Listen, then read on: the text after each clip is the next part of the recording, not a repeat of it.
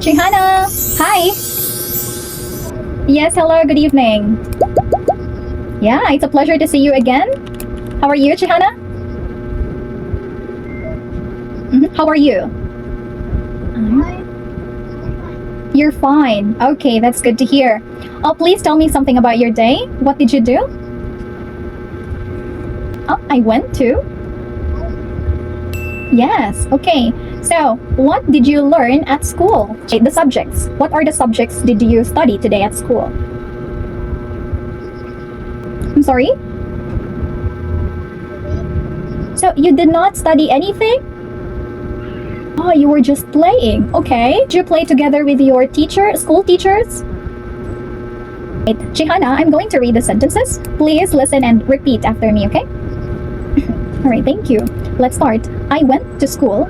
I played some games with our teachers and classmates. After that, I came back home and played with my sister. Your turn? Yeah, yes, you got it. Hello. Good evening.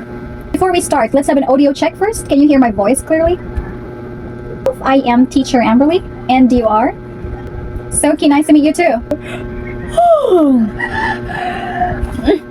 Hello? To make sure everything is working fine, can you hear my voice? Okay. Alright, how about my video, right? Can you see me well? Good. I think we're all set. But before we begin the lesson, let's talk about your day. Please tell me something about it. That's the a la carte menu and receive calls. Yeah. Okay.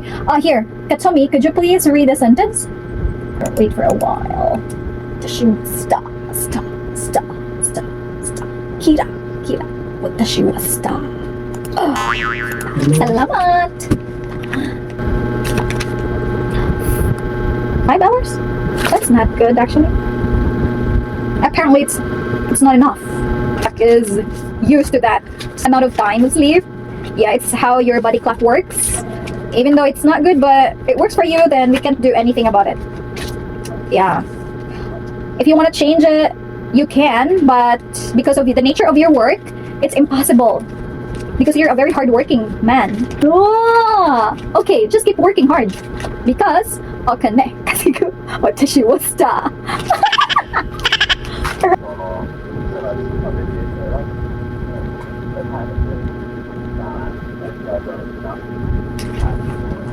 Or vocabulary. Now let's do this together. The first word is check. Check is a noun. Okay. Now I'm going to give you example. Okay. Yeah. May I pay by check? Okay. Check the answer. Okay. Check in that sentence is verb. It's not a noun. You can try again. Yes. I often go to bed at 10 p.m. I live near the station. Now it's time to check our target grammar for today. Okay, we are going to learn how to basically use the two words this and that. Okay? Yes. Alright, so this and that, we can use both words using a singular subject. And now, the only difference they have, Yuna, is this can be used for, let's say, this is a spray. Yeah. But when you use that, the mountain, that is a tree. It's more likely we're pointing it because it's a little far. Okay? Okay, Yuna, that's all for now because time is up. It was really nice talking to you. Hope to see you next time. Bye. In an hour, and they send them back a the IP address of where Daniel works. Not only that, they see that the burner phone that was used was bought with a gift card registered to Daniel. So only 2 days after Daniel murdered his wife, bam, police arrest him. Here's his shot. And he goes to trial and he's found guilty on all charges and he's sentenced to life in prison. So this guy really wants to win his wife back. And you're not going to believe the way he tries to do it. Now the guy's name is Daniel.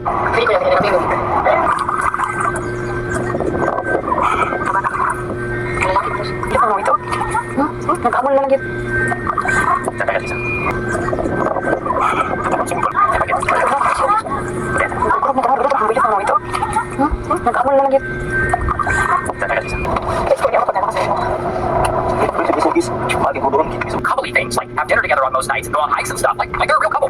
But here's a secret affair. He tells her she has to download this specific messaging app where their messages immediately disappear after being seen. He tells her that she has to pay her own way when she goes on trips with him. That way his bank statements don't tip off his wife. Not only that, but he seems to be a somewhat controlling guy.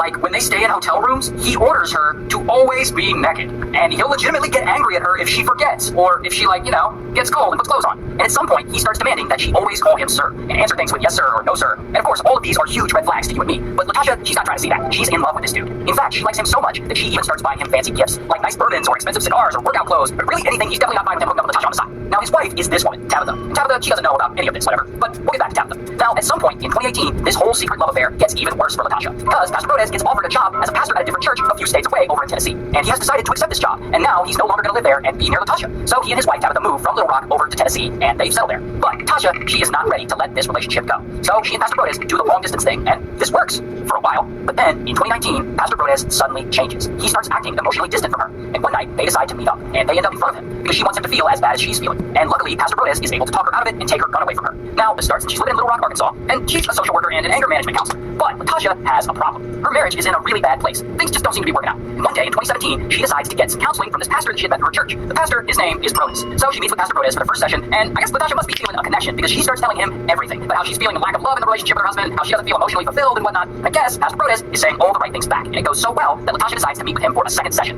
Here's the thing about this second session, though. At this session, Pastor Brodes starts looking at Latasha like she's kind of fine. And I guess as she's telling him more and more about her failing marriage, he feels like this is his moment to make a move, and he and Latasha start making out. And one thing, here's the problem with them starting a relationship, though. Not only is she still married, but Pastor Brodes is also married. So rooms, he orders her to always be naked, and he'll legitimately get angry at her if she forgets, or if she, gets cold and puts clothes on. Jordy tells him that he's in a bit of a pickle. He says his daughter was caught buying cocaine from an undercover police officer, and that he needs about $30,000 to make the problem go away. And in exchange for this favor, Judge Jordy promises to approve all of Eric Kahn's clients' cases. So basically, every time Eric Kahn submits a case for one of his clients to get disability from the government, the judge will approve it, no questions asked. And Eric's like, fucking sweet, and they have a deal. So Eric Kahn gives him the money, and Judge Jordy starts approving Eric's clients' disability cases without even reviewing them. And after a while, they decide to solidify the deal and make it permanent, stay low-key. But oh no, not Eric Kahn. Eric Kahn loves the attention he's bringing on himself. So he floods the area with billboard ads with his face on them. He appears in a ton of TV and radio commercials, and his commercials are just so corny. Eric C. Kahn represents you. There will be no fear. Oh, that's not all. He spends $400,000 building a massive Lincoln Memorial statue outside of his office. This is an actual picture of that. He also builds a replica of the Statue of Liberty on a story about excessive government spending. And while he's doing research into this, he's looking at all this Social Security data, and he notices some unusually high approval rates by a judge in Kentucky. A judge named Judge Doherty. He's to Honduras, hoping to eventually reach Nicaragua, where there is no extradition treaty with the U.S. And 6 months go by, and he's still hiding out in Honduras. He hasn't been caught. But then, one day, he's leaving a local pizza hut there, and bam, police arrest him. There's another mugshot. Anyway, so he's then extradited back to the U.S., and he's sentenced to a total of 27 years in prison. While also, bam, Judge Doherty is arrested. Here's his mugshot. We are in the bus. We've been in the bus all night, and this bus is going very slow, so we won't get to La Paz until noon, probably. But we can't get into our hotel until 3 anyway, so I guess it's okay. Didn't get much sleep, but the kids are